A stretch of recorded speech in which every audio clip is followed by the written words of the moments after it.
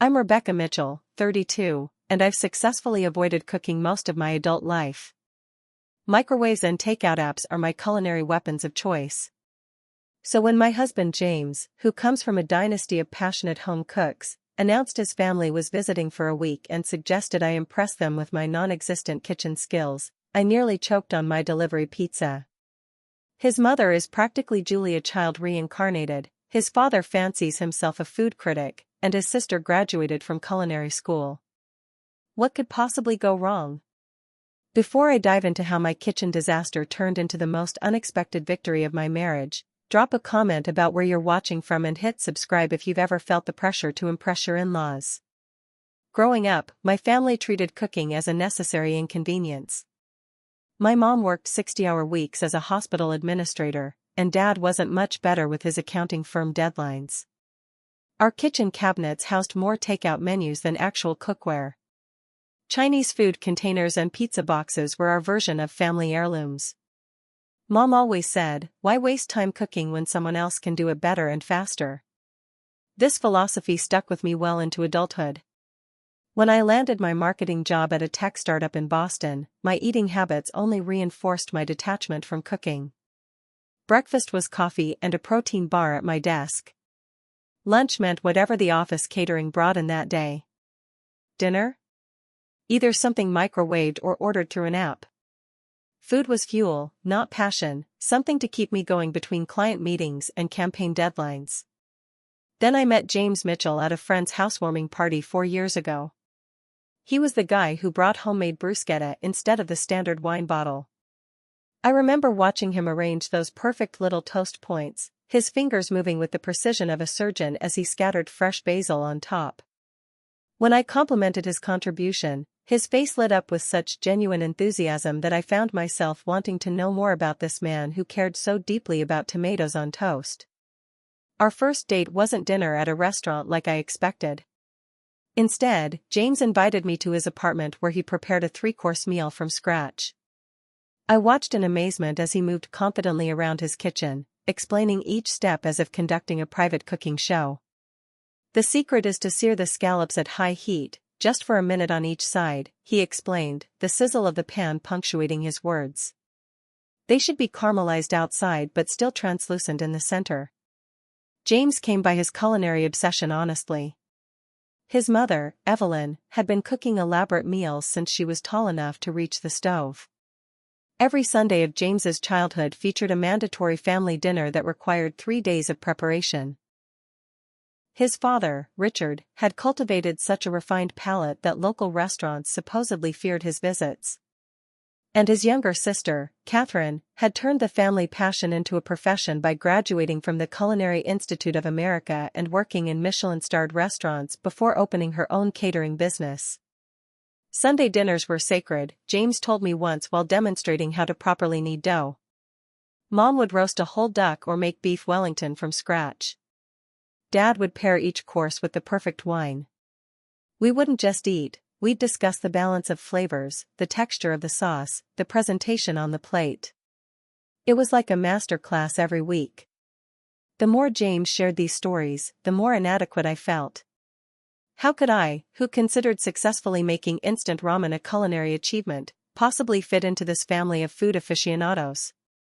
In the early months of our relationship, James tried teaching me basic cooking skills, how to chop an onion without losing a finger, how to tell when pasta was actually al dente, how to season properly.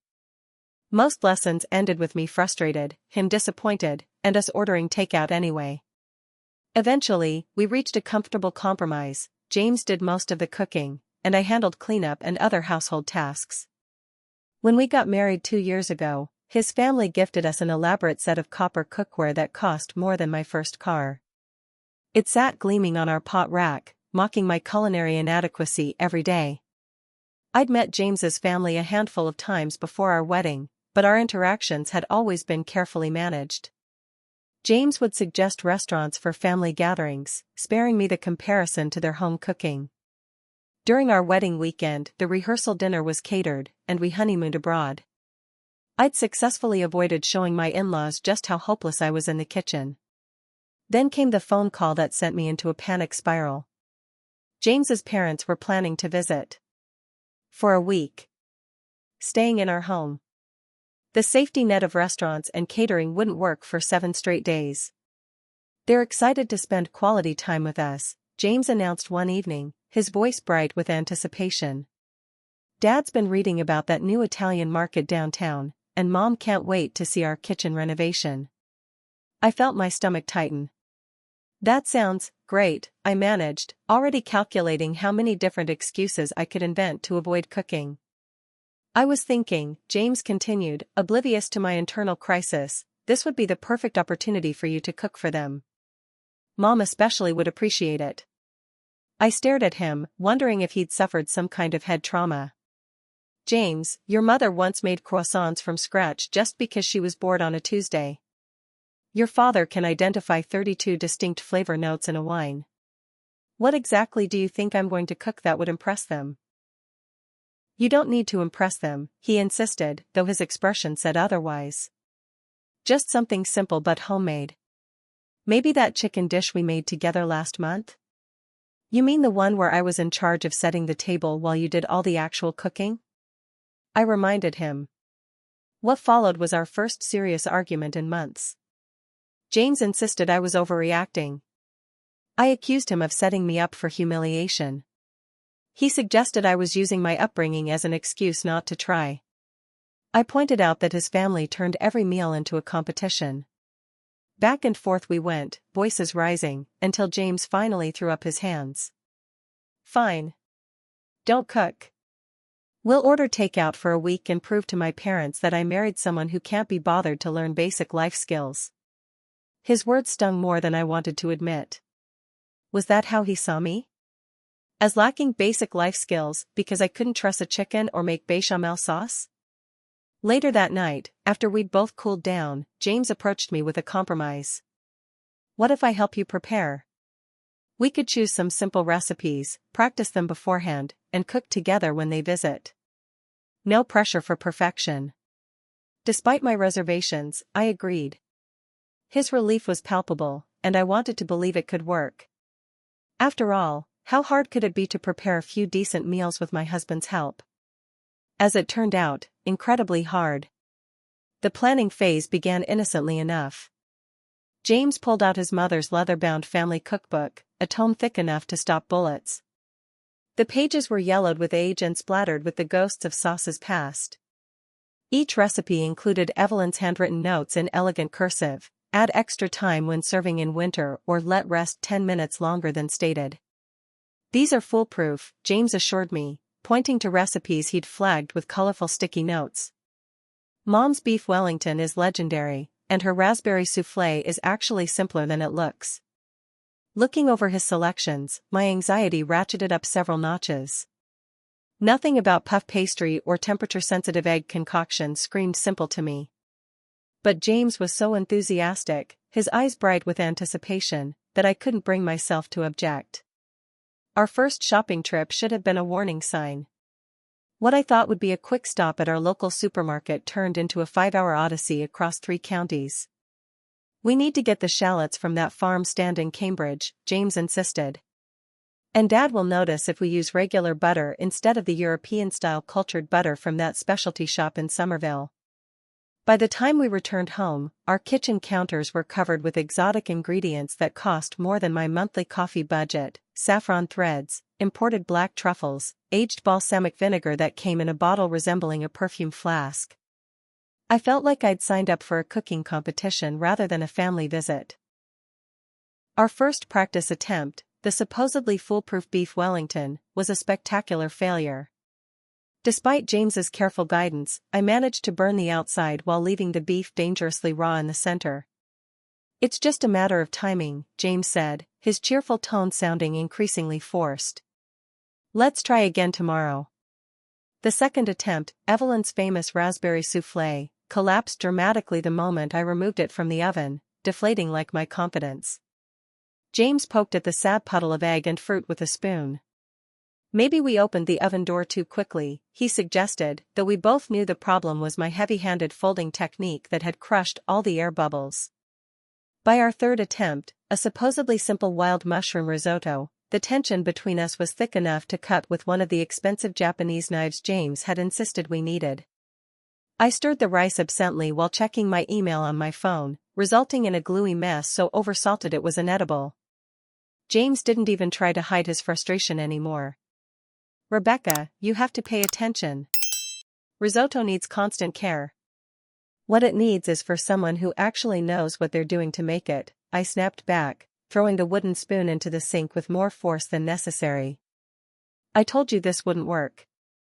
I'm not your mother, and I never will be." As our practice sessions failed one after another, our apartment became a battlefield of culinary disappointment. The refrigerator filled with abandoned attempts too depressing to eat but too expensive to throw away. James grew increasingly critical, pointing out every minor mistake with the precision of a cooking show judge. I became more resentful, wondering why marrying into his family required passing some unspoken cooking exam. One night, after a particularly disastrous attempt at coq au vin that resulted in purple-stained countertops and chicken so tough it could have resoled shoes, I broached the subject we'd been dancing around. "What if we just order catering and pretend I made it?" James looked at me as if I'd suggested serving his family roadkill. "You want to lie to my parents?" "I want to survive this visit without becoming the family joke," I countered. "Your mother will know within seconds that I didn't make whatever disaster comes out of our kitchen." "So you're not even going to try anymore?" The disappointment in his voice made me feel about 2 inches tall. We went to bed angry that night, backs turned to each other, the lingering smell of burned wine sauce a fitting backdrop to our failed experiment. The next morning, scrolling through my phone to avoid the breakfast conversation, I came across an ad that stopped my thumb mid-swipe: "Intensive Weekend Cooking Boot Camp, from hopeless to homemade in 48 hours." It was expensive and would consume my entire weekend, but at that point, I was desperate enough to try anything. When I showed James, his relief was so evident it was almost insulting. "This is perfect," he exclaimed, immediately pulling out his credit card. "With professional instruction, I'm sure you'll pick things up quickly." As he enthusiastically enrolled me in culinary boot camp, I wondered if this was really about impressing his family or if James himself was embarrassed by my lack of cooking skills. Either way, I was committed now. Cooking boot camp it was. The Culinary Institute was housed in a converted warehouse with industrial chic decor and enough stainless steel to build a spaceship. Walking in that Saturday morning, the smell of fresh herbs and baking bread hit me like a wave, simultaneously enticing and intimidating. Around me, other students unpacked professional knife rolls and donned crisp white aprons with the confidence of people who knew their way around a roux. I clutched my new apron, a gift from James, still creased from its packaging, and tried to look like I belonged. The instructor's arrival saved me from having to make small talk about favorite recipes or cooking techniques I didn't possess. Chef Marcus Romano entered the teaching kitchen with the presence of a Broadway star taking the stage. Tall and lean with salt and pepper hair and forearms corded with muscles from decades of chopping, he surveyed the room with piercing eyes that seemed to immediately assess each student's culinary potential. When his gaze landed on me, I swore I could hear the mental calculation of just how hopeless I was. "Welcome to Culinary Boot Camp," he announced, voice carrying without effort. "By Sunday evening, you'll either have discovered your inner chef or confirmed that some people should stick to reservations. Let's find out which group you belong to." The first task, a skills assessment, confirmed my worst fears. While other students deftly julienned carrots and minced garlic with machine-like precision, I struggled to cut an onion without crying both from the fumes and frustration. Chef Marcus stopped behind me, watching my awkward grip on the knife. "You're holding it like you're afraid it might bite you," he observed. "The knife is an extension of your hand, not your enemy." Taking my hand, he repositioned my fingers on the handle and guided me through a proper cutting motion. "Feel the difference?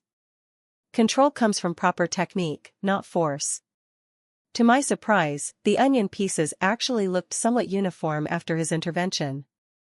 Chef Marcus nodded slightly, the barest acknowledgement of improvement, before moving on to critique the next student. Instead of progressing immediately to elaborate recipes as I'd feared, Chef Marcus structured the class around fundamental principles. Anyone can follow a recipe, he explained. I'm teaching you to understand food. Once you grasp the science, you'll never need to memorize instructions again. We spent the morning learning about heat transfer, the Maillard reaction, and how salt affects different proteins. Rather than feeling overwhelmed by terminology, I found myself fascinated. This approach to cooking, analytical and systematic, spoke to my marketing-trained brain in a way that James's intuitive methods never had. Think of cooking like a campaign strategy, Chef Marcus told me during a one-on-one moment. You wouldn't launch without research and a clear objective. Same with cooking. Understand your ingredients and what you want to achieve before you start. By lunchtime, I'd successfully made a basic vinaigrette and properly seared a piece of chicken, small victories that felt monumental. As we took a break to eat our creations, I found myself sitting next to Lindsay, a pediatric nurse with a self-deprecating humor that immediately put me at ease. My husband bought me this course for our anniversary, she confided, scraping carbonized remains from her plate. Nothing says romance like telling your wife she can't cook, right? We bonded over our mutual culinary challenges and domestic pressures. Lindsay's mother-in-law, like James's family, had a reputation for elaborate holiday meals that Lindsay could never seem to match. Last Thanksgiving, she brought her own gravy to my house, Lindsay told me with an eye roll. Already made. In a thermos. Said she was just being helpful, but we all knew what that meant. Our friendship made the afternoon sessions more bearable. When I struggled with the temperamental hollandaise sauce, Lindsay offered moral support. When her sourdough bread turned out dense enough to use as a doorstop, I helped her laugh it off. Chef Marcus worked us relentlessly through the evening, introducing new techniques and ingredients with the rapid-fire delivery of a drill sergeant. Yet beneath his demanding exterior, I glimpsed moments of genuine encouragement. When I correctly identified that my sauce needed acid to balance the richness, he actually smiled. You have good instincts, he said. You just need confidence. During a demonstration of proper knife techniques, Chef Marcus shared his own story about cooking for difficult in-laws. My mother-in-law was a traditional Italian cook, the kind who never measured anything and claimed to feel the doneness of pasta in her soul, he recalled, expertly deboning a chicken as he spoke. First time I cooked for her, I made an elaborate 7-course meal with all the modernist techniques I'd learned working in New York. She took one bite of my deconstructed lasagna foam and asked if I had any spaghetti. The class laughed, but his point resonated with me. I was trying to impress her with what I thought was impressive, instead of connecting with her through food she actually enjoyed. Biggest mistake a chef can make is forgetting who they're cooking for. That night, long after the official class ended, Lindsay and I stayed for additional practice. Under the fluorescent lights of the teaching kitchen, we repeated basic techniques until our backs ached and our fingers were nicked with minor cuts. Chef Marcus, who should have gone home hours ago, moved between us offering corrections and rare words of praise. Your husband wants you to cook like his mother, he told me as I practiced my third attempt at a basic sauce. But you'll never be her in the kitchen. Stop trying. Isn't that the whole point of this class? I asked, confused. No. The point is to find your own voice in the kitchen. Cook like Rebecca, not like Evelyn. By Sunday afternoon, exhausted but exhilarated, I faced the final challenge, preparing a complete 3-course meal without recipes, using only the principles and techniques we'd learned. No fancy foams or elaborate presentations, just honest, well-executed food. My menu was deliberately simple: a roasted beet salad with goat cheese and walnuts, herb-roasted chicken with seasonal vegetables, and a rustic apple galette. Nothing revolutionary, but dishes I now understood from the inside out. When Chef Marcus tasted my food, his expression remained neutral, but he nodded slowly. The chicken is properly cooked. Good seasoning throughout. The pastry could be flakier, but the flavors work. From him, this was effusive praise. I felt a surge of pride that had nothing to do with James or his family, this was my achievement alone. As we packed up our equipment and new knowledge, Chef Marcus pulled me aside for a final piece of advice. Cook what you know, not what you think they expect, he said firmly. Attempting Evelyn's recipes without her years of experience is setting yourself up for failure. Simple food done well always beats ambitious food done poorly.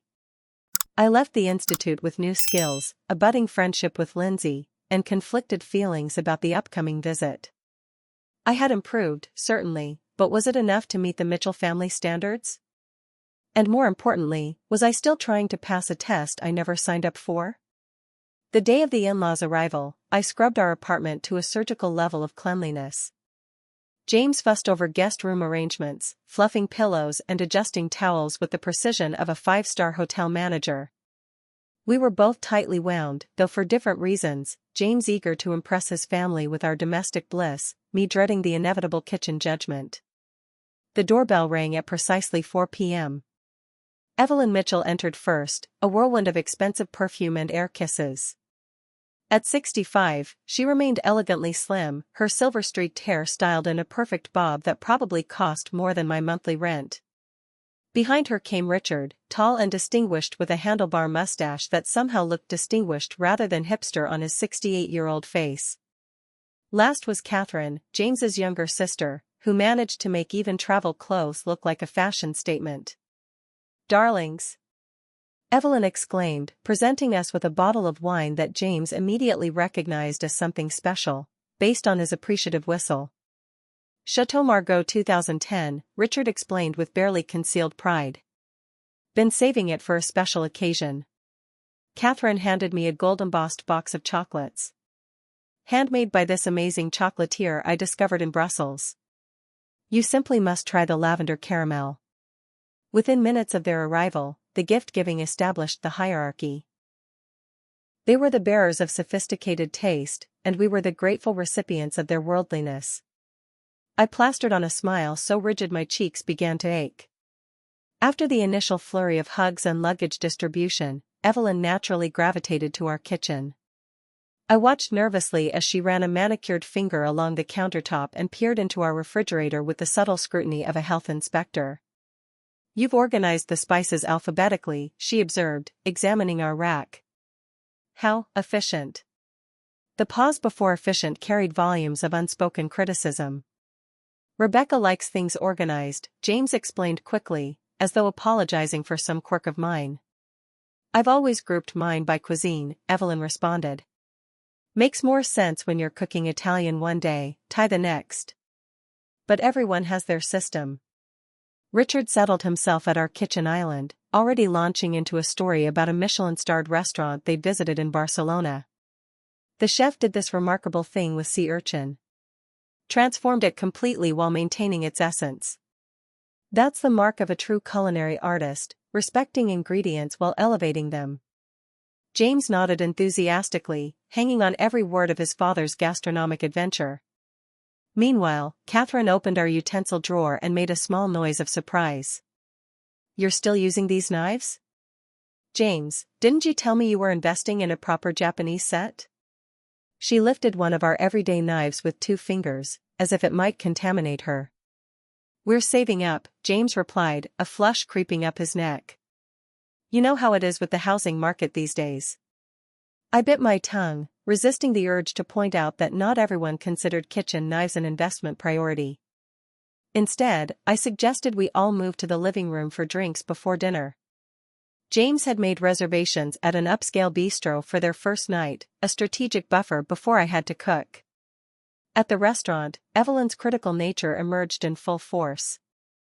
The bread was clearly par-baked, the fish at least a day past its prime, and the sauce heavy-handed with the cream, a shortcut used by chefs without proper technique. The waiter's smile grew increasingly strained with each pronouncement. Richard swirled his wine with the gravity of someone performing heart surgery. "Bit young," he declared after a theatrical sip. "Should have been decanted longer.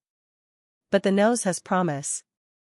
Throughout the meal, James laughed too loudly at his father's jokes and nodded vigorously at his mother's observations. I watched my husband transform into an eager-to-please version of himself I barely recognized, and a knot formed in my stomach. If they could reduce James, confident, successful James, to this approval-seeking state, what hope did I have? Catherine, sensing my discomfort, attempted to include me in the conversation. Rebecca, James tells us you've been taking cooking classes. Discovered any new favorite techniques? All eyes turned to me, and I felt like a contestant on a reality show about to be eliminated. Just the basics, I answered carefully. Chef Marcus focused a lot on understanding food science rather than just following recipes. Food science, Evelyn repeated with a tight smile. How modern.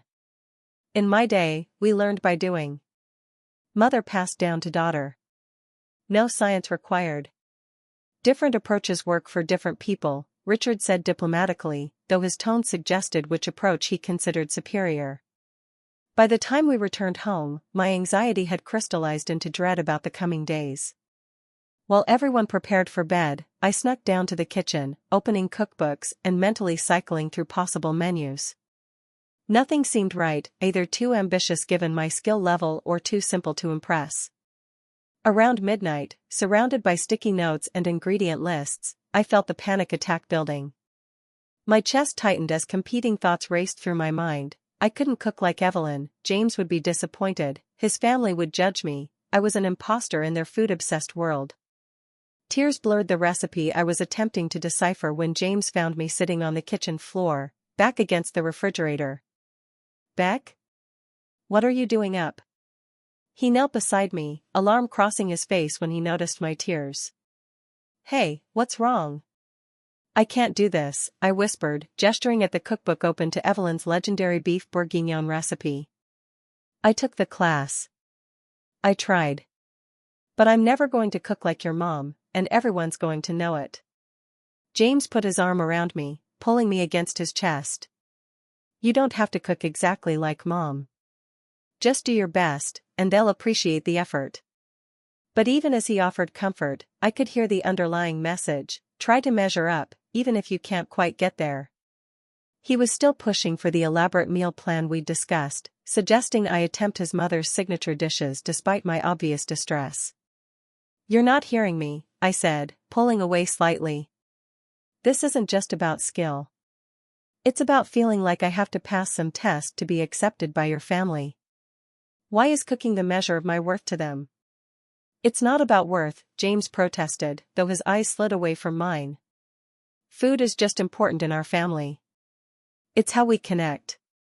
No, food performance is important in your family, I corrected him. There's a difference between enjoying meals together and turning every dish into a competition. James sighed, running a hand through his hair in frustration. What do you want me to tell them? Sorry, Rebecca doesn't feel like cooking for you? His dismissive tone ignited a spark of anger that cut through my anxiety. How about, Rebecca has other strengths and contributions to our marriage besides copying my mother's recipes? We went to bed with the tension unresolved, James trying to be supportive while still pushing for his original plan, me feeling simultaneously guilty for disappointing him and resentful of the pressure. As I lay awake listening to his even breathing, a new clarity emerged through my tears. I couldn't win by playing their game according to their rules. But maybe there was another approach, one that honored both their traditions and my own strengths. The seed of a plan began to form, and for the first time since the visit was announced, I felt a glimmer of hope. Despite my midnight revelation, I found myself standing in our kitchen the next afternoon, attempting Evelyn's signature beef bourguignon. My conversation with James had ended with no real resolution, and the path of least resistance seemed to be giving his plan one final try. After all, I had learned some techniques at the cooking boot camp. Perhaps I could pull off at least a passable version of his mother's legendary dish. The recipe lay before me, annotated with Evelyn's precise instructions: simmer exactly 3.5 hours. Use only Burgundy wine from Côte de Nuits region. Pearl onions must be uniformly sized. With James at work and the in-laws out sightseeing until dinner, I had the kitchen to myself, a small mercy. I laid out my ingredients with the methodical care Chef Marcus had instilled in us, prepped my mise en place, and began the process. Surprisingly, the initial steps went smoothly. I patted the beef chunks dry before searing them in batches, achieving the deep brown crust the recipe demanded. The onions and carrots softened perfectly in the rendered fat. When I added the wine, the satisfying sizzle and rich aroma gave me a moment of genuine pride. I can do this, I murmured to myself, transferring the Dutch oven to the low heat of the stove. The hard part was done, now it just needed to simmer slowly while I prepared the accompaniments. This false confidence lasted approximately 45 minutes. I was rolling out pastry dough for the traditional accompaniment, puff pastry shells to serve the stew in, when I noticed the liquid in the Dutch oven bubbling more vigorously than it should have been. Hurrying over, I discovered the heat had mysteriously increased from the gentle simmer I'd set. No, I muttered, quickly adjusting the temperature. But peering into the pot, I could already see the damage. The sauce had reduced too quickly and was starting to catch on the bottom. I stirred frantically, trying to salvage it, but each pass of the spoon revealed more areas where the sauce had begun to scorch. The aroma shifted from rich and winey to something unmistakably burnt. Meanwhile, my abandoned pastry had warmed too much on the counter, the butter beginning to melt into a sticky mess. When I returned to it, the dough tore as I tried to fold it. Each attempt to repair it only made matters worse until I was left with a greasy, patched-together disaster. As I juggled these dual catastrophes, a new problem emerged. The pearl onions I'd set to glaze separately were now caramelizing unevenly, some burnt while others remained raw. The kitchen timer shrieked, reminding me of yet another component I'd forgotten, the herb butter for the accompanying bread. I lunged for it, knocking over a measuring cup of flour that exploded in a white cloud across the countertop and floor. It was at this precise moment, me covered in flour, pastry mangled beyond recognition, stew smoking ominously, that the front door opened and voices filled the apartment. My heart plummeted as I recognized Evelyn's distinctive laugh. "Something smells interesting," Richard's voice carried from the entryway. Footsteps approached the kitchen, and I stood frozen like a deer in headlights as all four Mitchells appeared in the doorway. Their expressions shifted in comical unison from anticipation to shock to poorly concealed horror. "Rebecca, darling, what are you making?" Evelyn asked with forced brightness, even as her eyes catalogued every disaster in my kitchen. "Beef bourguignon," I admitted, my voice small. "Your recipe." Evelyn approached the stove and peered into the Dutch oven, flinching slightly at what she saw. "Ah. You've adapted it, I see." "The heat was too high," I explained unnecessarily, as if they couldn't tell from the acrid smell of burnt wine sauce that now permeated the apartment. James moved to my side, his face a mask of conflicting emotions, embarrassment, disappointment, and pity battling for dominance. "It's just a first attempt, Mom. Rebecca's been taking classes, but..." "It looks like the sauce broke," Catherine interjected, professional assessment overriding family tact. "And I think it reduced too fast. See how it's separating along the edges?" Richard, who had been examining my ruined pastry with the interest of an archaeologist studying ancient ruins, cleared his throat. "Perhaps we should consider alternatives for dinner? I noticed a promising Italian place on our walk today." The suggestion, practical, kind even, was the final straw. The culmination of weeks of stress, the cooking boot camp, the pressure from James, and now the public failure in front of his family broke something inside me. To my horror, I felt tears welling up and spilling over before I could stop them. "I'm sorry," I managed, humiliation burning through me hotter than the scorched stew. "I tried. I really tried." Without waiting for a response, I fled the kitchen and locked myself in our bedroom, sinking down against the door as sobs overtook me. Through the wood, I could hear muffled voices, Evelyn suggesting they clean up, Richard making calls for reservations, Catherine commenting on salvageable components. Minutes later, a gentle knock on the door was followed by James's voice. "Beck? Can I come in?"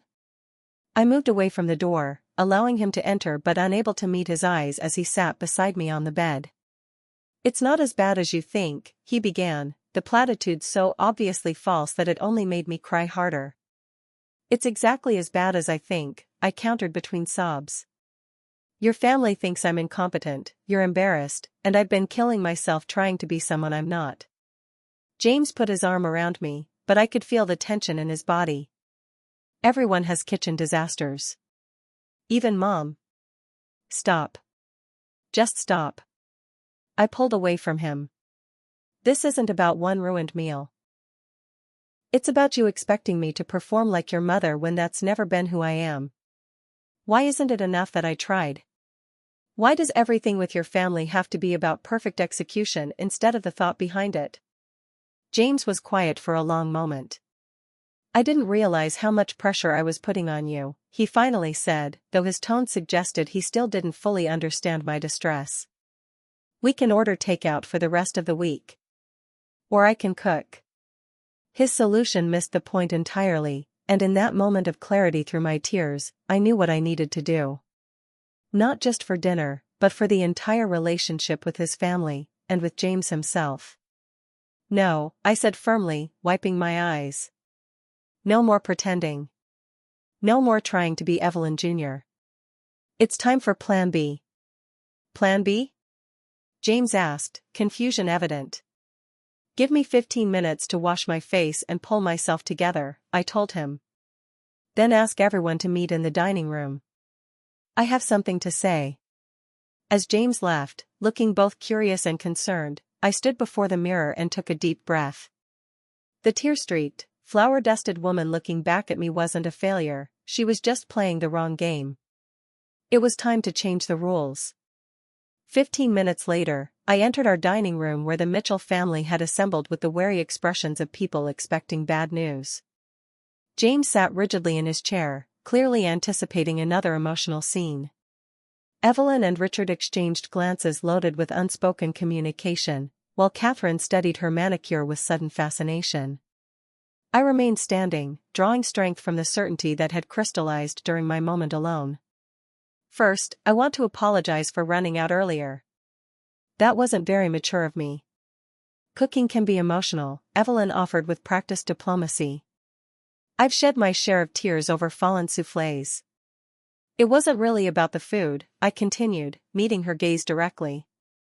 It was about feeling like I needed to cook like you to be accepted into this family. And that's been weighing on me since James and I got married. The room went quiet. James looked like he wanted to interrupt, but I silently pleaded with him to let me finish. The truth is, I'm not a natural cook like everyone in this family. I didn't grow up with those traditions or skills. And while I've been trying to learn, pretending to be something I'm not isn't working for anyone. Richard shifted uncomfortably in his seat. Rebecca, we don't expect you to. But that's just it, I interjected gently. There are expectations, spoken or unspoken. James wanted me to impress you with home cooking because food is the currency of connection in your family. And I understand that now. I took a deep breath before continuing. So instead of serving you a mediocre imitation of dishes you could make better yourselves, I'd like to offer something authentic from me. 4 pairs of eyes stared at me with expressions ranging from confusion to curiosity. I'm not a chef, but I am good at creating experiences and bringing people together.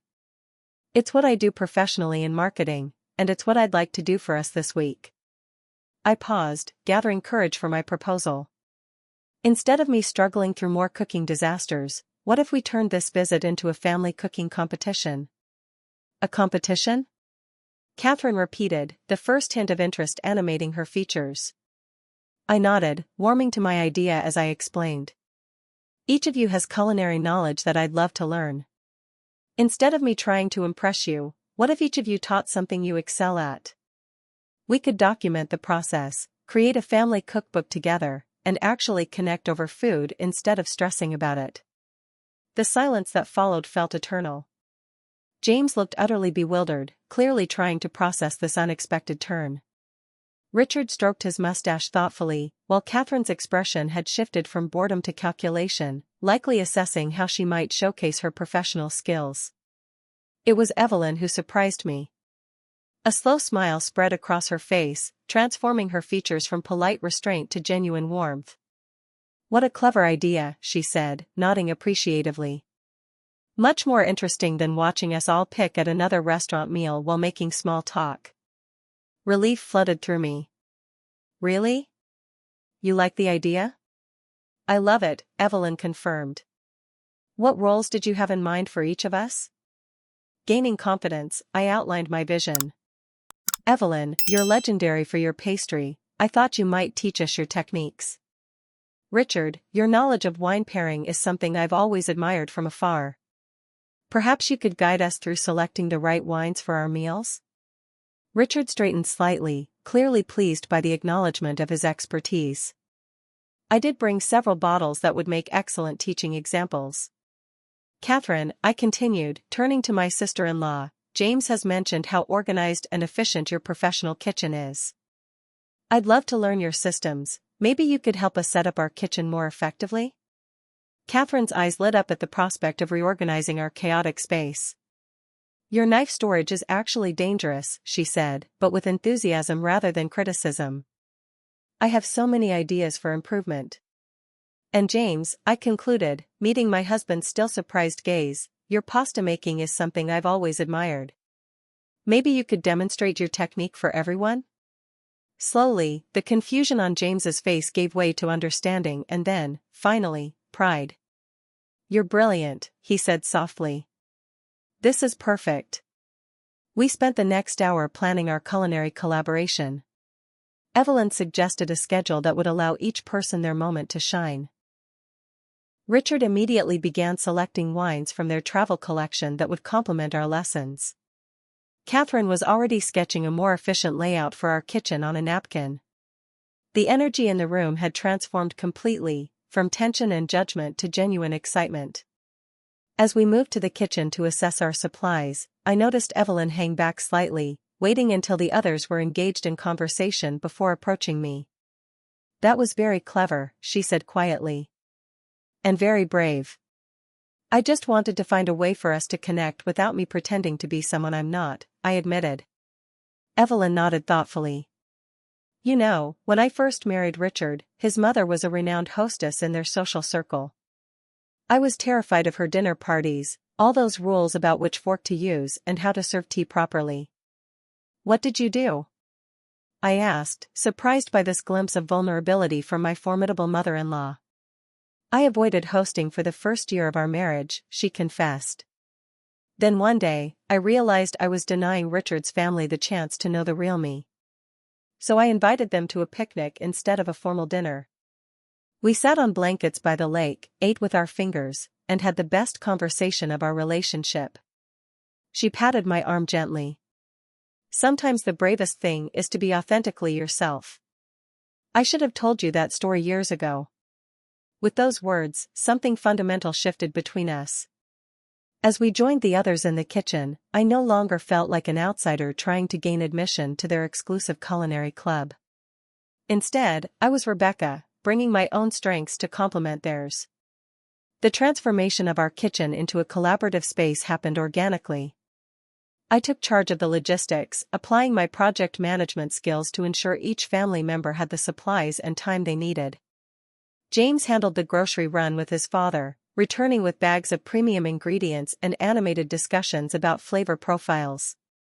Catherine, true to her professional instincts, immediately reorganized our kitchen, creating efficient stations for each activity. Workflow is everything, she explained, moving utensils into more logical groupings. Professional kitchens operate on the principle of minimal movement. Why walk across the kitchen for a whisk when it should be right where you need it? Evelyn began her pastry demonstration that afternoon, patiently showing me how to cut butter into flour for the perfect pie crust. The secret is keeping everything cold, she explained, her hands working with practiced precision. And touch it as little as possible. Warm hands are pastry's enemy. I took notes and photos, documenting each step and each family member's unique contributions. For perhaps the first time since I'd met them, the Mitchells weren't performing for each other or competing. They were sharing their genuine passions, and I was the conduit that made it possible. By evening, the apartment smelled of Evelyn's perfect apple pie, and we gathered around the table with glasses of Richard's expertly paired sauternes. The conversation flowed naturally, punctuated by laughter and stories I'd never heard before, Richard's disastrous first attempt at cooking for Evelyn, Catherine's most embarrassing culinary school moment, James's childhood kitchen experiments. As I looked around at their animated faces, I realized I'd finally found my place in this family, not by becoming a carbon copy of Evelyn, but by being the person who could bring everyone together in a new way. It wasn't about the food at all. It was about connection. The final evening of the visit arrived with a bittersweet quality, the satisfaction of a successful week tempered by the knowledge that our time together was ending. Our kitchen, which had been the site of my greatest humiliation just days earlier, had transformed into the heart of genuine family bonding. I stood by the island, directing traffic as our collaborative farewell dinner came together. Each Mitchell contributed a component that reflected their expertise and the lessons they'd shared throughout the week. James stood at the pasta machine, turning the crank with practiced motions as sheets of perfect golden dough emerged. "Nana always said you know it's right when you can see your fingers through it," he explained, holding up a translucent sheet. The pride in his voice was no longer tinged with anxiety, just pure joy in sharing his skill. Across the kitchen, Evelyn put the finishing touches on her chocolate soufflés, checking the oven temperature for the third time. "Timing is everything with these," she said. "We'll need to serve them the moment they come out."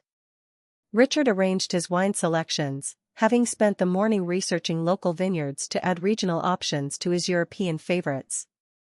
"I found a surprisingly excellent Pinot Noir from a vineyard just 40 miles north," he announced. Sometimes extraordinary things are closer than we realize.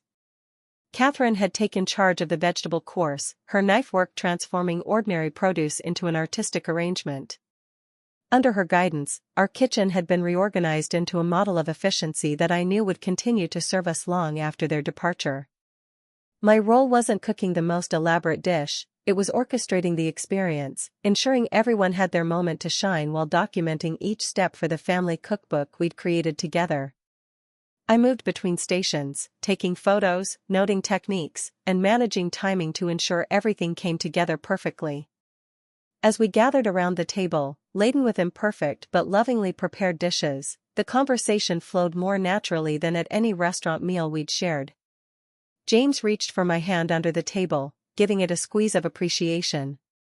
"I have a confession," Evelyn said as she served her soufflés, which had risen perfectly despite our amateur kitchen. "That beef bourguignon recipe that gave Rebecca so much trouble? I've never made it successfully either." My fork paused halfway to my mouth. "What? But it's in your family cookbook." Evelyn laughed, the sound warmer than I'd ever heard it. "Richard's mother gave me that recipe when we got married.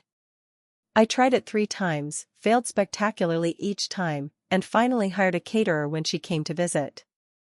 I've been pretending it's my signature dish for 40 years. Mom!" James and Catherine exclaimed in unison, identical expressions of shock on their faces. "You mean to tell me that every time you served it at Sunday dinner?" Richard began, twirling his wine glass in disbelief. "Came from that little French bistro around the corner from our old house," Evelyn confirmed with a mischievous smile. "Some of us are better at creating experiences than following impossible recipes." The table erupted in laughter, not the polite, restrained chuckles I'd heard from them before, but deep, genuine belly laughs that spoke of walls coming down. In that moment, I saw Evelyn not as the intimidating culinary matriarch I'd feared, but as a woman who had faced the same insecurities I had. "I wish I'd known that before I spent 3 days trying to make it," I said when I could speak again. "That's precisely why I told you now," Evelyn replied, reaching across the table to pat my hand. "Some lessons we unfortunately have to learn for ourselves." As the meal progressed, Richard raised his glass in a toast. "To Rebecca," he said with genuine warmth. "Who taught this old food critic that the most important ingredient in any meal is the connection it creates." Here, Catherine agreed, her professional reserve completely dissolved after a week of genuine family interaction. "And to the family cookbook that will preserve not just recipes, but the stories behind them." After dessert, as we lingered over coffee, Evelyn surprised me again by asking for my marketing expertise on a project she was considering, a neighborhood cooking club for retirees. "I need someone who understands how to create community," she explained. "Not just another cooking class." The request, so genuine and respectful of my actual skills, meant more than any compliment about my cooking ever could have. For the first time, I felt truly seen by my mother-in-law. The next morning, as we helped them pack their car for the journey home, there was none of the stiff formality that had characterized their arrival. Hugs were longer, promises to visit again more sincere. "Next time, we'll do it at our house," Evelyn said as she embraced me. "I have some experience creating I want to share with you." After they drove away, James and I stood in our doorway, his arm around my shoulders. "That was not how I expected this week to go," he admitted. "It was so much better." Back inside, surveying our kitchen, now efficiently organized but bearing the pleasant aftermath of collaborative cooking, I felt a profound sense of peace that had been missing from our marriage. "I'm sorry I put so much pressure on you," James said quietly, leaning against the counter. "I think I was still trying to impress them myself, and I dragged you into that insecurity." "I understand," I told him, and I truly did. Food is your love language with them. I just needed to find my own language instead of trying to speak yours fluently. That evening, as we looked through the photos and notes for our family cookbook project, James paused on an image of all of us laughing in the kitchen, flour-dusted, wine-flushed, and completely unposed. "You know what's amazing," he said. "In all our family gatherings growing up, I don't remember ever having this much fun. Everyone was always so focused on the perfect execution that we forgot to enjoy the process." His observation crystallized the lesson I'd learned through my kitchen disaster and subsequent pivot: authenticity creates stronger connections than perfection ever could. By embracing my strengths instead of hiding my weaknesses, I'd given everyone permission to be more genuine themselves. I've started a new tradition since that visit: monthly cooking experience gatherings where friends come together not to produce perfect meals but to learn, laugh, and connect through food. Sometimes we create disasters, sometimes surprising successes emerge. But the outcome is never the point. Looking back, my failed beef bourguignon was the best thing that could have happened to my relationship with the Mitchells. It forced me to stop performing and start connecting. The most meaningful family traditions aren't the ones we inherit, they're the ones we create together, bringing our authentic selves to the table. So if you're facing your own intimidating family visit or feeling pressure to be someone you're not, whether in the kitchen or anywhere else, remember that your unique strengths are more valuable than a perfect imitation of someone else. Share your authentic self, and you might be surprised by the connections that follow. Have you ever had a kitchen disaster that turned into an unexpected blessing? Or found yourself trying to impress family members in ways that didn't feel true to yourself? Share your story in the comments below. And if this resonated with you, please like, subscribe, and share with someone who might need permission to be authentically themselves today. Thank you for listening to my journey from kitchen catastrophe to family connection.